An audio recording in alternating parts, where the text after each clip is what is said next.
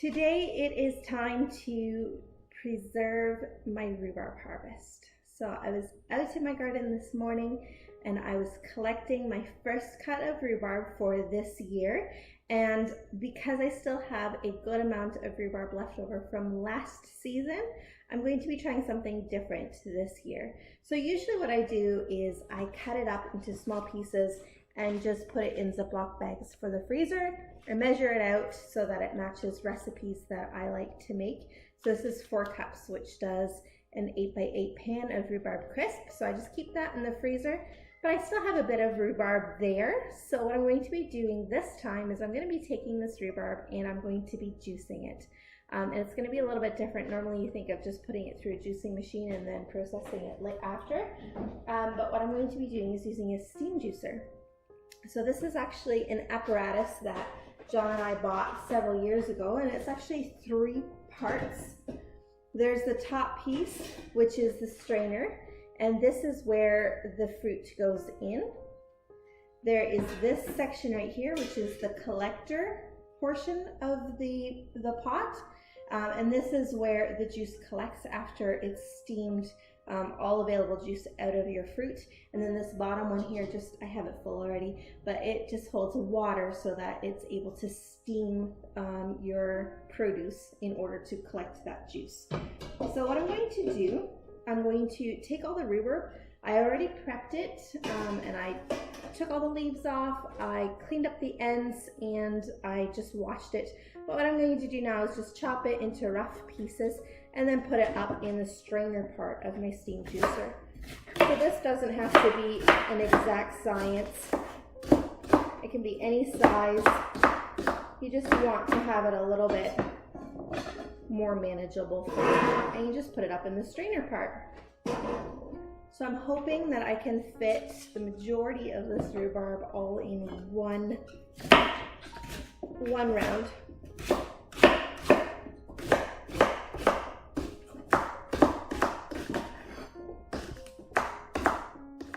So I was able to fill my strainer up, and it used approximately 3/4 of the rhubarb that I had on hand.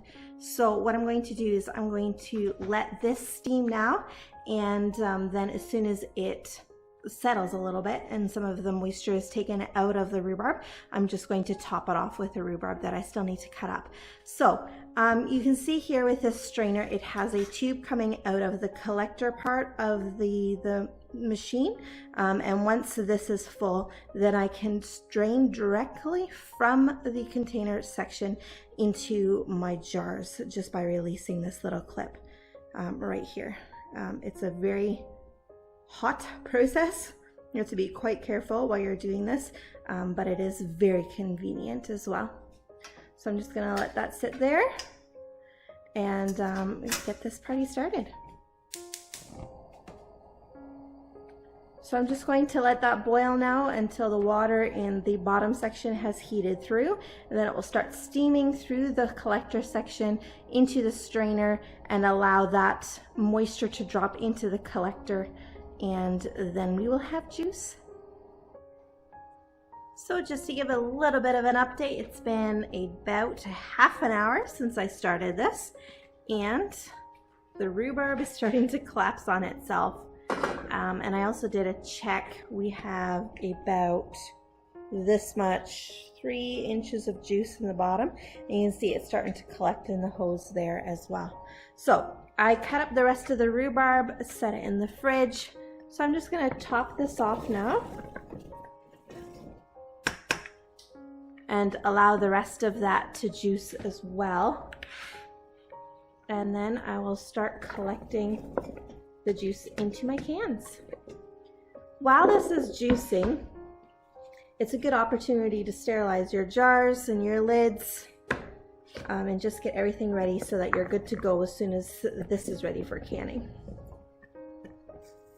It's a nice full basket.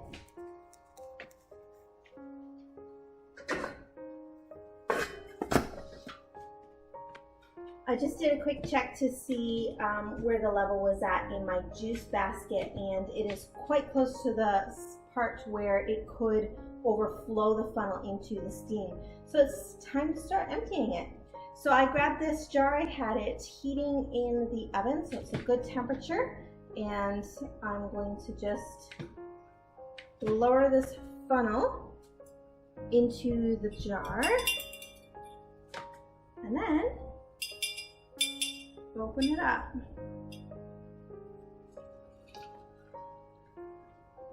Isn't that just the coolest thing ever? I love this.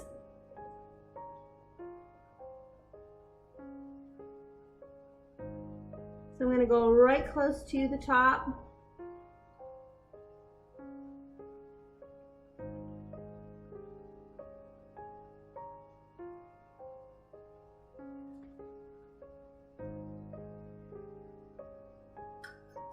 And hook that back on.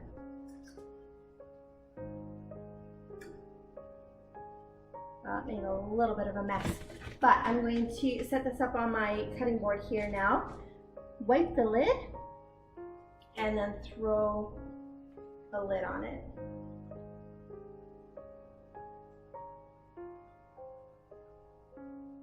I have 3 jars so far canned, and this is just from the first little bit.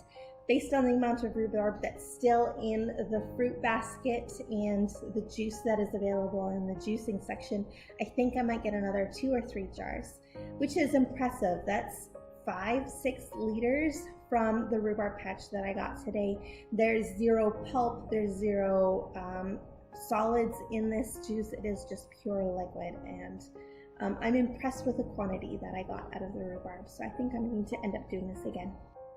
And that's it. That's all you have to do in order to have a beautiful rhubarb juice. Like, look at that. I can't touch them.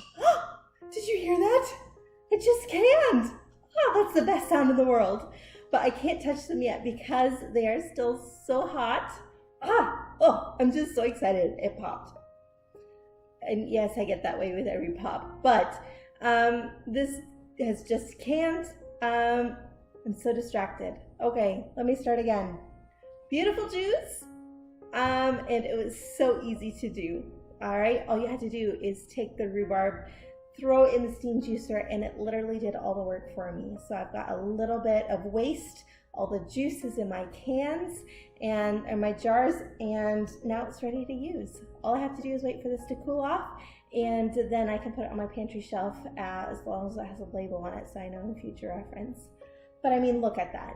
Isn't that just the color of summer? It just looks so inviting. So there's a number of things you could do with this. You could try making like a rhubarb slushy or a rhubarb cordial. And I think what I might even try doing is turning some of it into rhubarb jelly or anything you want to. The opportunities and the possibilities are endless with this. So it's just so exciting to be able to do this. You probably did notice that one thing that I missed, and it was intentional, but I did not add any sugar into my juice because I wanted this to be sugar-free. If you wanted to add sugar to your canned rhubarb juice, instead of taking the juice out of the juicer and putting it directly into your jars, all you need to do is put it into another pot. Set it on the stove, bring it to boil, and add sugar, allow that to dissolve, and follow recommended settings in order to do that properly. But you can add sugar to this without a problem. Sugar doesn't actually help with the preservation of the juice. It doesn't add longevity. It does help with preventing discoloration though, so that's the only benefit other than making it taste sweeter. But other than that, I have chosen not to do any sugar with these. But I'm going to let them cool off and then label them, and they're ready to go in my pantry. And I'm pretty excited. This was a good experiment. I hope I helped you. If you have any questions, or if you learned something new, or if you have any ideas on what I could do with this juice, I would love to hear them. All right, take care. Thanks.